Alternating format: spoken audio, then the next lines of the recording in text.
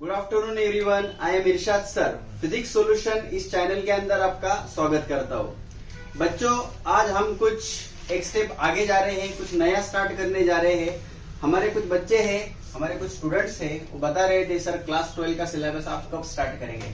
वैसा तो मैं चाहता था कि मैं सिक्वेंशियली पूरा सिलेबस बनाऊं, लेकिन बच्चों के लिए भी हमें सोचना पड़ता है। तो अब हम क्लास 12 का फर्स्ट चैप्टर स्टार्ट करेंगे, जिसका नाम है इलेक्ट्रिक चार्जेस एंड फील्ड। क्या है चैप्टर का नाम? Electric charges and field. Lecture number 1 में हम स्टार्ट करेंगे आज इलेक्ट्रिक चार्जेस। तो हमारा फर्स्ट टॉपिक है electric charges and then last topic रहेगा हमारा फील्ड। तो क्या होता है इलेक्ट्रिक चार्जेस, इसके बारे में हम सबसे पहले समझेंगे। तो इलेक्ट्रिक चार्ज जो होता है ये इंट्रिंसिक प्रॉपर्टी ऑफ मैटर होता है। क्या होता है? Intrinsic property of matter. अब इंट्रिंसिक प्रॉपर्टी ऑफ मैटर क्या है ये समझने के लिए, जैसा कि कोई मैटर आप कंसीडर कर लो, कोई ऑब्जेक्ट अगर कंसीडर करते हैं आप, ये ऑब्जेक्ट को अगर आप छोटे छोटे पार्ट्स में अगर डिवाइड करते हैं, कट करते हैं, तो लास्ट आप एक पार्टिकल के ऊपर जाने वाले हैं। अब इस पार्टिकल को आप इससे ज्यादा ब्रेक नहीं कर पाएंगे। तो इस पार्टिकल को मैं बोल सकता हूं, या तो एटम बोल सकता हूं मैं इसको, बरोबर है क्या? Atom means what? Smallest particle of matter. Atom means what? Smallest particle of matter. अब जो एटम होता है हमारा, जो एटम होता है, तो कोई भी एक एटम लेंगे, हम सोडियम एटम की बात करते हैं, तो सोडियम का एटॉमिक नंबर क्या होता है? 11 होता है। तो फिर हम इसमें समझेंगे इसका इलेक्ट्रॉनिक कॉन्फ़िगरेशन क्या होता है? 2,8,1। तो इसको कैसे लिखेंगे? फिर सेंटर में क्या होता है आपका? न्यूक्लियस। ये हो गया हमारा first cell, second cell and third cell. तो फर्स्ट सेल में कितने इलेक्ट्रॉन जाएंगे आपके? 2। सेकेंड सेल में कितने इलेक्ट्रॉन जाएंगे आपके? 8। और लास्ट सेल में आपका कितना इलेक्ट्रॉन जाने वाला है? 1 इलेक्ट्रॉन जाने वाले हैं। तो सोडियम का एटॉमिक नंबर 11 है, मतलब उसके अंदर 11 इलेक्ट्रॉन्स होते हैं। एटॉमिक नंबर ही क्या होता है हमारा? इलेक्ट्रॉन्स। तो अब एटॉमिक स्ट्रक्चर की अगर बात करते हैं, तो यहाँ पर सेंटर में जो होता है हमारा, उसको हम न्यूक्लियस बोलते हैं। न्यूक्लियस मतलब क्या? बताओ, न्यूक्लियस मतलब क्या? न्यूक्लियस मतलब जिसके अंदर प्रोटॉन होता है और न्यूट्रॉन होता है, उसको हम बोलते हैं न्यूक्लियस। एंड ये जो दिख रहे हैं बाकी, ये ऑर्बिट में जो घूम रहे हैं, इनको हम बोलते हैं इलेक्ट्रॉन्स। हम इसको क्या बोलते हैं? इलेक्ट्रॉन्स। तो ये एटम्स के जो 2 पार्ट्स हमने देखे, प्रोटॉन देखा हमने और इलेक्ट्रॉन देखा, इसी को हम क्या बोलते हैं? चार्ज। क्या बोलते हैं हम इसको? चार्ज। तो चार्ज जो है, कोई भी मैटर की कौन सी प्रॉपर्टी है? इंट्रिंसिक प्रॉपर्टी है, ये आपको ध्यान में रखना है। अब चार्ज के बारे में अगर बात करेंगे, तो बेसिकली हमारे पास चार्ज के, या फिर सबसे पहले स्टार्ट करेंगे चार्ज के सिंबल से। अभी फर्स्ट लेक्चर है, तो हमें फिर बेसिक ही आपको बताना पड़ेगा, ज्यादा डिटेल में नहीं जाएंगे, बट ये बेसिक आपको डिटेल में जाने के लिए जरूरी है। तो चार्ज का सिंबल क्या होता है? आप स्मॉल क्यू यूज कर सकते हैं, या फिर आप कैपिटल क्यू यूज कर सकते हैं। ये हो गया चार्ज का सिंबल। फिर ऐसा यूनिट की बात होती है, चार्ज का ऐसा यूनिट होता है कूलम। कूलम नाम के साइंटिस्ट थे, जिन्होंने चार्ज के बारे में बहुत ज्यादा हमें बताया, इंफॉर्मेशन दिया, इसलिए उनके रिस्पेक्ट में हम चार्ज का यूनिट क्या यूज करते हैं? कूलम। सिंबल कूलम का होता है सी। सिंबल के लिए हम क्या यूज करेंगे? सी। ये हो गया चार्ज का ऐसा यूनिट। अब चार्ज के बारे में अगर और बाकी देखेंगे, तो चार्ज ये आपका स्केलर क्वांटिटी होता है। कैसा क्वांटिटी होता है? Scalar quantity. अब स्केलर क्वांटिटी मतलब क्या? चार्ज के पास आपका क्या रहेगा? मैग्नीट्यूड रहेगा। मैग्नीट्यूड रहेगा, लेकिन डायरेक्शन नहीं रहेंगी। ये है चार्ज की मतलब चार्ज क्या है हमारा? Scalar quantity. स्केलर मतलब क्या? मैग्नीट्यूड तो है, लेकिन डायरेक्शन है क्या? नहीं। फिर चार्ज कौन सी क्वांटिटी हो गई हमारी? Scalar quantity. तो अब आगे आगे बढ़ेंगे, चार्ज क्या है। अभी चार्ज के बारे में मैंने आपको ज्यादा इंफॉर्मेशन नहीं दी। सबसे पहले हम समझते हैं types of charge. Types of charge. तो जैसे ही मैंने आपको बताया, कोई भी एटम ले लो आप, उसके अंदर क्या होता है? न्यूक्लियस होता है। न्यूक्लियस के अंदर क्या होता है? प्रोटॉन होता है और न्यूट्रॉन होता है। तो जो प्रोटॉन होता है उसके ऊपर होता है पॉजिटिव चार्ज। क्या होता है? Positive charge. और इलेक्ट्रॉन के ऊपर होता है नेगेटिव चार्ज। तो हम प्रोटॉन को लिख सकते हैं +E, और इलेक्ट्रॉन को हम लिख सकते हैं -E। प्रोटॉन के ऊपर होता है पॉजिटिव चार्ज, इलेक्ट्रॉन के ऊपर होता है नेगेटिव चार्ज। और न्यूक्लियस की हमने बात की, न्यूक्लियस के अंदर क्या क्या था? प्रोटॉन था और न्यूट्रॉन था। तो प्रोटॉन के ऊपर प्लस चार्ज, न्यूट्रॉन के ऊपर नो चार्ज। न्यूट्रॉन के ऊपर नो चार्ज, या फिर नेट चार्ज हम उसके ऊपर क्या होता है, जीरो होता है, ऐसा भी बोल सकते हैं। ये होता है न्यूट्रॉन। और इलेक्ट्रॉन के ऊपर क्या होता है, निगेटिव चार्ज या फिर माइनस चार्ज। तो यहां से हमें चार्ज के टाइप्स मिलते हैं। तो कितने हैं चार्ज के टाइप्स, दो चार्ज। कौन से हैं, पॉजिटिव चार्ज और दूसरा है निगेटिव चार्ज। एक है हमारा पॉजिटिव चार्ज और दूसरा है हमारा निगेटिव चार्ज। तो ये हो गए चार्ज के टाइप्स।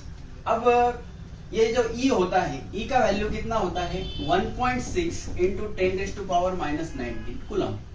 ये जो E होता है इसको हम बोलते हैं बेसिक यूनिट ऑफ चार्ज। इसको क्या बोलते हैं, basic unit of charge. Basic unit charge मतलब क्या, सबसे स्मॉलेस्ट चार्ज जो है जिसको हमें कंसीडर करना है वो हमारा क्या है, इलेक्ट्रॉन। बेसिक मतलब क्या, स्मॉलेस्ट। अब इससे भी छोटे से चार्ज है लेकिन वो मैं आपको बाद में बताऊंगा। फिलहाल हम सबसे बेसिक यूनिट ऑफ चार्ज किसको कंसीडर करेंगे फिजिक्स के अंदर, इलेक्ट्रॉन को। और उसके ऊपर कितना चार्ज होता है, आपको किसी ने पूछा इलेक्ट्रॉन के ऊपर कितना चार्ज होता है, तो कितना चार्ज होता है फिर 1.6 इंटू 10⁻⁻19।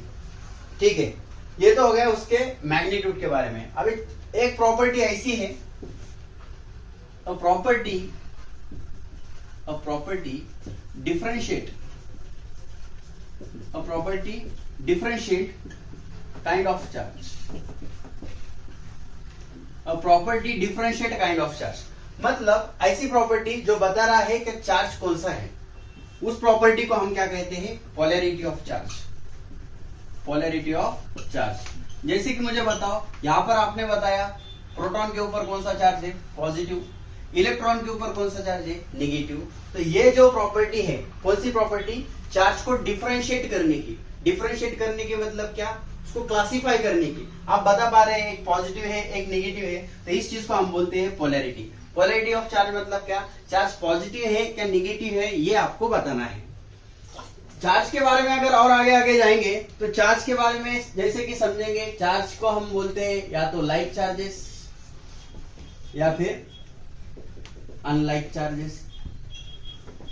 अब लाइक चार्जेस मतलब क्या, या तो दोनों पॉजिटिव है या फिर दोनों नेगेटिव है, इसको बोलते हैं हम लाइक चार्जेस। और अनलाइक चार्जेस क्या होगा, एक रहेगा पॉजिटिव और एक रहेगा नेगेटिव।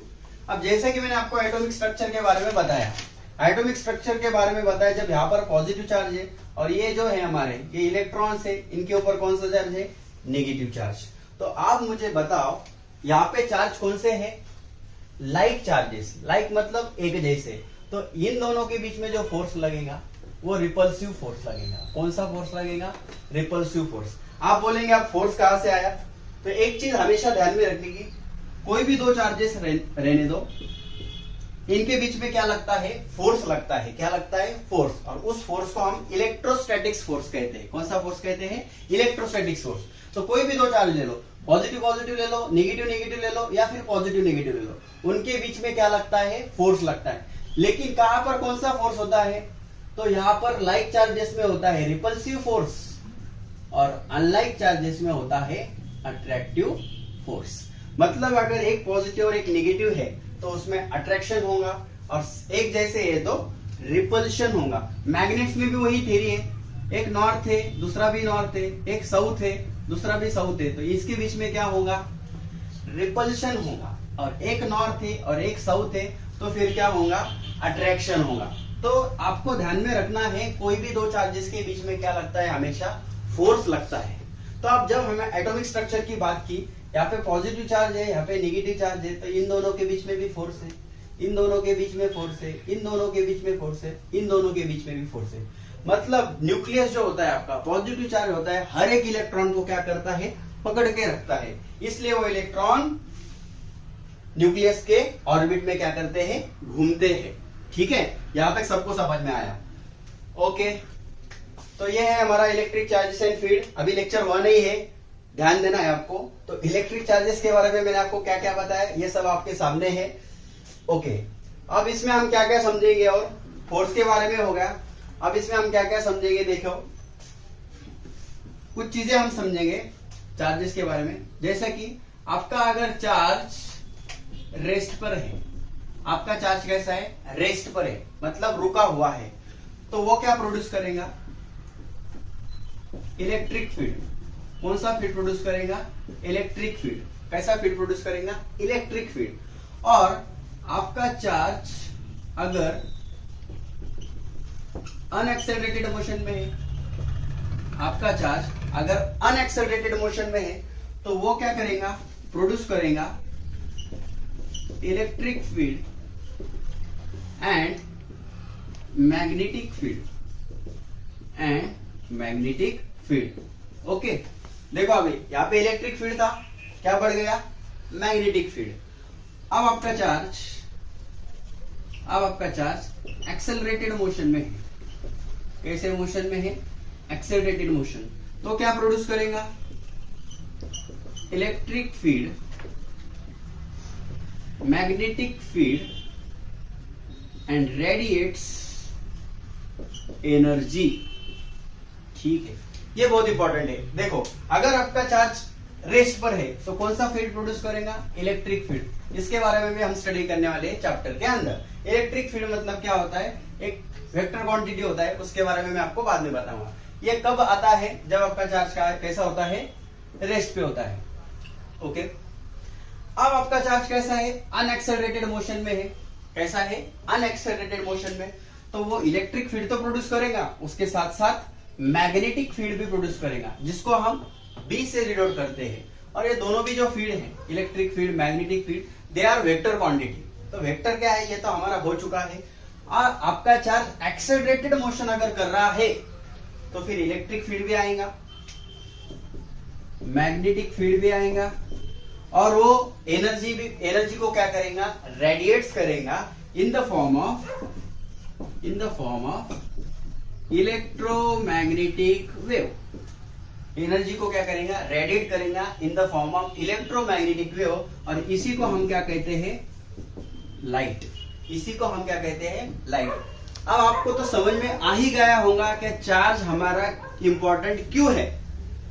क्योंकि आपको पता है, आप जितने भी चीजें देख रहे हैं डे टू डे लाइफ में, सभी चीजें किसके ऊपर डिपेंड कर रहे हैं, लाइट के ऊपर। अगर हमारे सराउंडिंग में लाइट नहीं है तो हम कोई काम कर सकते हैं क्या, नहीं कर सकते। तो उसके लिए हमें क्या होना चाहिए, लाइट। लाइट कहां से आ रहा है, जब चार्ज क्या कर रहा है, एक्सेलरेटेड मोशन कर रहा है, तो वहां से लाइट भी आ रहा है, मैग्नेटिक फील्ड आ रहा है, इलेक्ट्रिक फील्ड आ रहा है।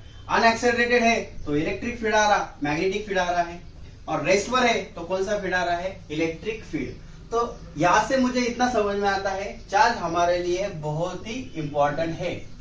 छोटा सा पार्टिकल है, लेकिन उसने कारनामे बहुत बड़े बड़े किए हैं, तो आपको उसको पढ़ना जरूरी है। तो ये आपको लिखना है, क्योंकि जितना आप लिखेंगे उतना आप आगे बढ़ेंगे। तो इसको मैं रफ कर दे रहा हूं अभी, अगर आपने लिख लिया है तो ज्यादा कुछ डिफिकल्ट नहीं है, लेकिन जितने नोट्स आप बनाएंगे उतना आपके लिए अच्छा रहेगा। ठीक है,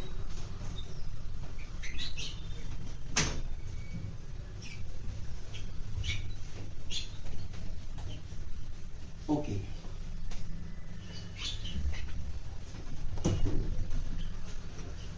तो अभी चार्ज के बारे में कुछ और चीजें समझते हैं हम। मान लो हमारे पास दो चार्ज है, Q1 और एक चार्ज है हमारे पास Q2। दो चार्ज है और उनके बीच में डिस्टेंस है R। दो चार्जेस है और उनके बीच में डिस्टेंस है R। ओके, अब दो चार्जेस है और उनके बीच में डिस्टेंस अगर R है तो हम कह सकते हैं, क्या कह सकते हैं, ये चार्ज पार्टिकल की जो साइज है, दो चार्ज हमने कंसीडर किए Q1 एंड Q2, इनकी जो साइज है, Q1 एंड Q2 की जो साइज है, उन दोनों के बीच में का जो डिस्टेंस है, जिसको मैंने क्या कहा, R, उससे अगर कम है, ये चीज आपको समझनी है। हमने दो चार्जेस कंसीडर किए Q1 एंड Q2, उनकी साइज उन दोनों के बीच में के डिस्टेंस से अगर कम है, तो इस चार्ज को हमने नाम दिया पॉइंट चार्ज। हम उसको कैसा ट्रीट करेंगे, पॉइंट चार्ज। तो चार्ज को पॉइंट चार्ज कब कहना है, जब उसकी साइज उन दोनों के डिस्टेंस से कैसी रहेगी, कम रहेगी, तब हम उसे बोलेंगे पॉइंट चार्ज। अब मान लो मेरे पास ऐसे दो चार्ज है और इतना डिस्टेंस है उसमें, तो आपको समझ में आ ही गया होगा, यहाँ पे जो चार्ज पार्टिकल की जो साइज है उनके डिस्टेंस से कैसी है, ज्यादा है, तो इसको मैं पॉइंट चार्ज कह सकता हूं क्या, नहीं कह सकता। तो पॉइंट चार्ज किसको कहना है? साइज अगर डिस्टेंस से कैसी है, कम है, तो उसको आपको क्या कहना है? Point charge. और हम कोई भी पॉइंट चार्ज हो उसको हम कैसा कंसीडर करेंगे? स्फेरिकल कंसीडर करेंगे। कैसा कंसीडर करेंगे? स्फेरिकल। बाकी चार्ज के बारे में और क्या क्या बता सकता हूं? चार्ज एडिटिव होता है। एडिटिव मतलब क्या? चार्ज को हम ऐड कर सकते हैं। मतलब आपके पास चार्ज है Q1, Q2, Q3, कोई सिस्टम है उसके पास चार्ज है Q1, Q2, Q3, तो इस सिस्टम का नेट चार्ज अगर आपको निकालना है तो आप लिख सकते हैं Q1 plus Q2 plus Q3। तो ये चार्ज को मैंने कैसे ऐड किया? जैसा आप बचपन में एडिशन करते थे वैसा। चार्ज को एडिशन करना है मतलब बहुत डिफिकल्ट ऐसा कुछ काम नहीं है। जैसा एडिशन आप करते हैं वैसी चार्ज की सीधी सीधी क्या करनी है? एडिशन करनी है। इतना आपको ध्यान में रखना है। ओके, अब चार्ज के बारे में और एक पॉइंट अगर बताऊं तो चार्ज होता है कंजर्वेटिव, लेकिन किसके लिए? For isolated system. अगर आइसोलेटेड सिस्टम हम कंसीडर करते हैं तो इस आइसोलेटेड सिस्टम का नेट चार्ज जो होता है वो कंजर्व रहता है। अब ये कंजर्वेटिव का मतलब समझाता हूं। मान लो आपके पास कोई ऐसा वेसल है और ये वेसल के अंदर मेरे पास है 3 चार्ज। कितना चार्ज है? 3 चार्ज। तो एक के ऊपर है 1 कूलम का चार्ज, एक के ऊपर है 2 कूलम का चार्ज और एक के ऊपर है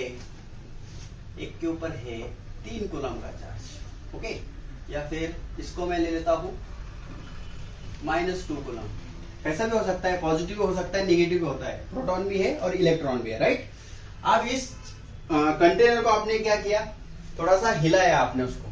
आप जैसा कि बचपन में क्या करते थे, अभी भी करते होंगे, आपके पास जो मनी बॉक्स होता है, ना, उसके अंदर पैसे डालते हैं आप और क्या करते? फिर चेक करते हैं ज्यादा है क्या कम, ऐसे चेक करते हैं। तो वैसे आपने क्या किया? इसको थोड़ा सा ऐसा हिलाया आपने उसको। तो हिलाया तो क्या होगा? ये चार्जेस एक दूसरे को टकराएंगे, मतलब उनके बीच में क्या होगा? अट्रैक्शन वगैरह होगा। अब अट्रैक्शन वगैरह होगा, अट्रैक्शन होने की वजह से क्या होगा? अब ये इंटरनल जो चार्ज है वो क्या होने वाला है? चेंज होने वाला है। क्या होने वाला है? चेंज। बट जो पूरे सिस्टम का चार्ज है वो देखते हैं हम चेंज होने वाला है। जैसे कि देखो, मान लो यहां पर मैं ले लेता हूं 2 कूलम, एक ले लेता हूं मैं -3 कूलम या फिर -1 कूलम और एक ले लेता हूं मैं x कूलम। कितना ले लेता हूं? x coulomb.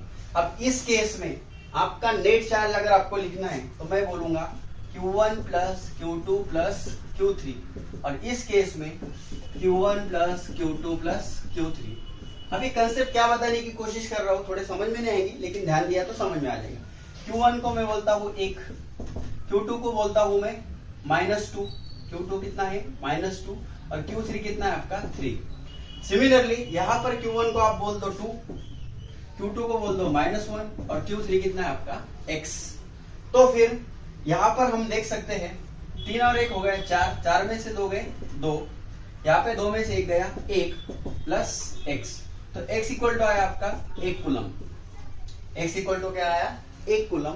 अब मैं यहाँ पे x की वैल्यू अगर 1 कूलम रखता हूं तो इस सिस्टम का नेट चार्ज कितना है बताओ?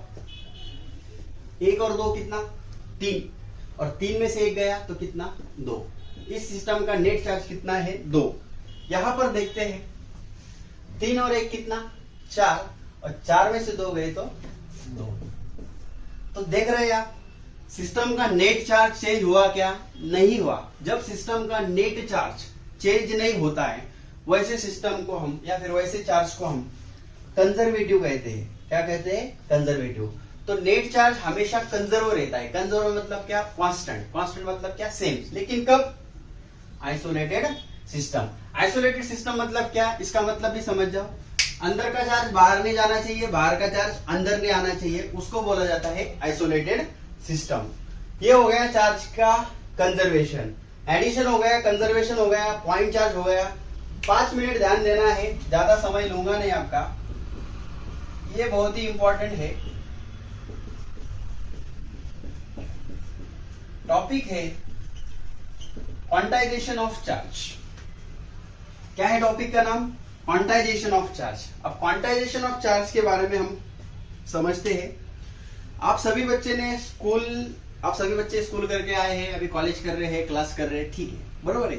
आप सभी बच्चों ने पेन तो खरीदा होगा, दुकान में जाकर पेन तो सबने खरीदा होगा।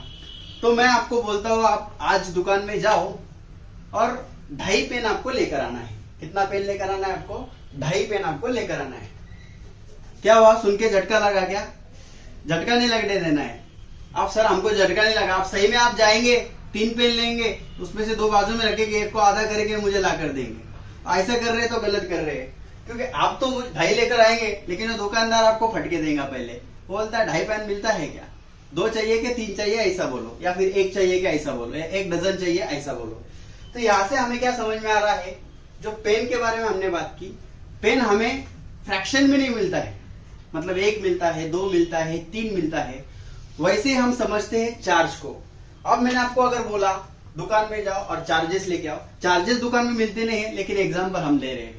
तो चार्ज भी जो होता है हमेशा हमें फ्रैक्शन में नहीं मिलता। तो कैसा मिलता है? आप बोल सकते हैं आपके पास 1 चार्ज है, मतलब कोई भी बॉडी है उसके पास 1 चार्ज है, 2 है, 3 है, 4 है, 5 है, 50 है, 100 है। लेकिन आप ऐसा नहीं बोल सकते किसी सिस्टम के पास, अब एक सिस्टम है इसके पास 3.5 कूलम का चार्ज है, ऐसा आप नहीं बोल सकते। आप ऐसा नहीं बोल सकते किसी के पास आधा चार्ज है। तो हमारा जो चार्ज होता है यह फ्रैक्शन में नहीं होता है। देखो मैंने इधर एग्जांपल लिखवाए थे, यहाँ पे 1 था, 2 था, 3 था, ऐसा कुछ देखा क्या हमने? नहीं। तो यही था हमारा quantization of charge. Quantization of charge मतलब क्या? उसका डेफिनेशन ऐसा है, चार्ज इज द इंटीजर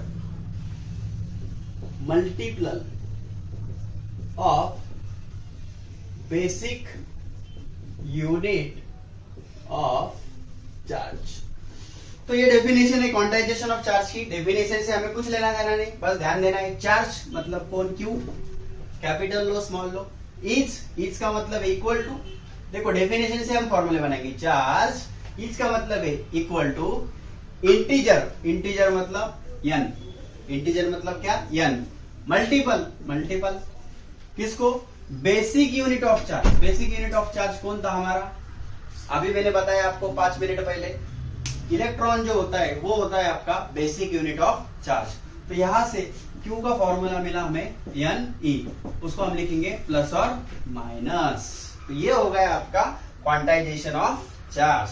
यहां पर जो n की वैल्यू होती है वो क्या हो सकती है? 1 से लेके आगे कितना भी आप लेके जा सकते हैं। तो जैसे कि आपने बोला किसी सिस्टम के ऊपर 2 कूलम का चार्ज है, तो इसका मतलब ऐसा है बच्चों, 2 मतलब वो n की वैल्यू है, 2 मतलब वो n की वैल्यू है, और उसको हम क्या करते हैं? बेसिक यूनिट ऑफ चार्ज से मल्टीप्लाई करते हैं। तो बेसिक यूनिट ऑफ चार्ज मतलब क्या? उसको हम मल्टीप्लाई करेंगे 1.6 इंटू 10⁻⁻⁹ कूलम। ये आपको समझना है। तो कोई भी चार्ज जो होता है ऐसा दिया है 2 कूलम में, तो आपको अगर आप पूछ रहे हैं उसके ऊपर कितना चार्ज है, तो हम उसको क्या मल्टीप्लाई करेंगे? Basic unit of charge. अगर नहीं समझ में आया है तो हम इसके ऊपर एक एग्जांपल लेंगे, तब आपको पक्का समझ में आ जाएगा। ये फिलहाल ध्यान में रखना है, ये फॉर्मूला बहुत ही इंपॉर्टेंट है क्वांटाइजेशन ऑफ चार्ज का। लास्ट का 5 मिनट्स आपको ध्यान देना है। हम पढ़ने वाले हैं चार्ज को काउंट कैसे किया जाता है, या फिर कैलकुलेट करेंगे हम उसको। देखो क्या दिया है क्वेश्चन में, आपको दिया है, हम एग्जांपल ले रहे हैं, क्या दिया है आपको? देखो आपको दिया है what is the total charge of the system containing 5 charges and in some arbitrary unit. तो आपको टोटल चार्ज पूछा है। 5 चार्जेस मतलब क्या है? पहले एक बेसिक एग्जांपल लेंगे। 5 चार्जेस है तो उसको नाम देंगे Q1, Q2, Q3, Q4, Q5। तो उसका दिया है 1, 2, 3, ये 1 और 2 दिए है प्लस, 3 दिया है माइनस, और 4 दिया है प्लस, और फिर से 5 दिया है minus.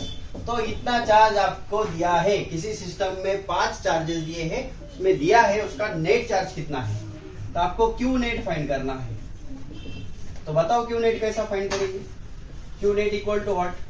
Q1 plus Q2 plus Q3 plus Q4 plus Q5। Net charge कैसा निकालना है मैंने आपको अभी बताया। चार्ज को हम क्या करेंगे? ऐड करेंगे। क्या करेंगे? ऐड करेंगे। तो बताओ फिर क्यू नेट चार्ज कितना आएगा? Q1 कितना है 1, Q2 कितना है 2, Q3 कितना है -3, Q4 कितना है +4 और Q5 कितना है -5। तो बताओ नेट चार्ज कितना आया? 1 और 2 3, 3 और 4 7, ये हो गया 7 और ये -3 और -5 -8, मतलब -1 कूलम का चार्ज यहाँ पे हमारा आया है। तो कितना आया है नेट चार्ज हमारा? -1 कूलम। देखो यहाँ पर भी आप देख सकते हैं, क्यू नेट मतलब आपका क्यू है माइनस, तो मैंने बताया आपको प्लस भी आ सकता माइनस भी आ सकता। 1 यहाँ पर क्या है आपका? इंटीजर मल्टीपल, और उसको क्या मल्टीप्लाई करना है? Basic unit of charge. ठीक है, अब एक लास्ट एग्जांपल आपको बताता हूं, उसमें क्या दिया है देखो, आपको दिया है how many electron are there in 1 coulomb of negative charge. आपको 1 कूलम ऑफ नेगेटिव चार्ज दिया है और उसमें कितने इलेक्ट्रॉन्स है? तो चार्ज कितना दिया आपको? 1 कूलम, और उसमें कितने इलेक्ट्रॉन्स हो सकते हैं? इंटरेस्टिंग क्वेश्चन है। किसी आपको चार्ज दिया है 1 कूलम का, उसमें इलेक्ट्रॉन्स बताने हैं, क्या करना है? क्यू का फॉर्मूला क्या है बताओ? यानी तो क्यू का फॉर्मूला क्या है? यानी आपको नंबर ऑफ इलेक्ट्रॉन्स फाइंड करना है। एन मतलब क्या? Number of electrons. तो एन इज इक्वल टू यहां से क्यू अपॉन ई। तो कितना चार्ज था मेरे पास? 1 कूलम का। ई मतलब बेसिक यूनिट ऑफ चार्ज कितना होता है? 1.6 इंटू 10⁻⁻19। तो मैं इसको कर सकता हूँ, -19 ऊपर जाके हो गया, प्लस ये आ गया आपका 1.6। अब इसको अगर आप सॉल्व करेंगे तो लगभग आपका आंसर आ रहा है 6.25 इंटू 10⁻18। तो 1 कूलम चार्ज के अंदर कितने इलेक्ट्रॉन है बताओ मुझे आप? 1 कूलम चार्ज के अंदर कितने इलेक्ट्रॉन है बताओ? 6.25 इंटू 10⁻18 इलेक्ट्रॉन्स। तो ये 1 कूलम के लिए आपको ध्यान में रखना है। अब वो 2 दे सकते हैं, 3 दे सकते हैं, कितना भी दे सकते हैं। नंबर ऑफ इलेक्ट्रॉन्स फाइंड करना है तो उसका फॉर्मूला क्या है? Q/E।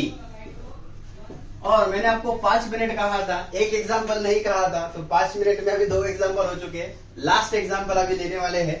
उसमें क्या दिया है? चलो लास्ट एग्जाम्पल थोड़ा होल्ड ही करता हूं, अभी वो बहुत बड़ा है, होगा नहीं जल्दी से, बट वो ऐसा ही है। उसमें थोड़ा सा मास वगैरह दिया है, उसको भी हम कैलकुलेट कर सकते हैं। लास्ट एग्जाम्पल को मैं आप लेक्चर नंबर 2 के लिए रखता हूँ। लेक्चर नंबर 1 में आज हमने क्लास 12 का electric charges and field chapter start किया है। तो आई होप ये आपको समझ में आ ही गया होगा, बट वो मुझे आप रिप्लाई करके बताओ, कमेंट करके बताओ आपको मेरा क्लास 12 का फर्स्ट चैप्टर कैसे लगा। अगर आपको समझ में आया है, आपको अच्छा लगा है, तो आप मुझे कमेंट करके बताओ। मतलब फिर मैं आपके लिए जल्दी जल्दी क्या करूंगा, आगे के पूरे लेक्चर आपके लिए लेकर आऊंगा। अगर आपको समझ में नहीं आ रहा है तो हम ये यहाँ पर भी होल्ड कर सकते हैं। तो वैसा तो टाइम आएगा नहीं। आई होप आपको समझ में आया है, लेकिन आप रिप्लाई करके बताओ। बाकी आपके लिए मैंने जैसा बताया है, अच्छे से अच्छा कंटेंट में लेकर आऊंगा और आपको पढ़ाने वाला हूँ। बस आपको लेक्चर देखना है और एक नोटबुक करनी है और उसमें पूरे नोट्स बनाने हैं और मल्टीपल चॉइस क्वेश्चन क्या करने, सॉल्व करने वाले हैं। तो फिर चैनल को लाइक करो, शेयर करो, सब्सक्राइब करो। Have a nice day. Thank you.